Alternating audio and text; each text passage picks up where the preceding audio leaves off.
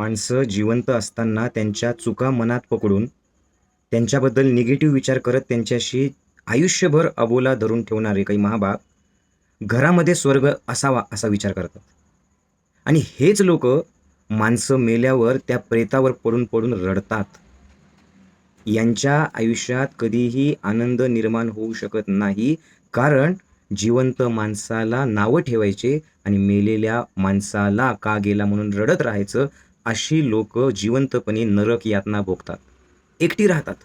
पण अहंकार असा असतो, की तो त्या माणसाला तोडेल, त्या माणसाला कधीच जवळ करणार नाही.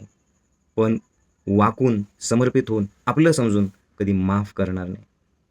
जे लोकं माणसाला जिवंतपणी आपलं समजून माफ करतात, बोलतात, साथ देतात, त्यांच्याच आयुष्यात तो परमेश्वर त्यांना मदत करतो.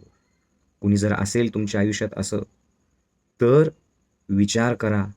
एक क्षण, एक संधी परमेश्वराने तुम्हाला दिली आहे. मनातून राग काढून टाका. जिवंत असताना सोबत राहा. नाहीतर तुम्ही सुद्धा असेच एकटे पडाल, लक्षात ठेवा. चूक कोणाची विचार करू नका. बस सुरुवात करा स्वतःपासून. माणसं जिवंत असताना फक्त चांगल्याच गोष्टी लक्षात ठेवा. एकमेकांना गुणदोषांसहित स्वीकारा आणि एकमेकांची साथ द्या. तर तुम्ही माऊलींचे साधक आहात.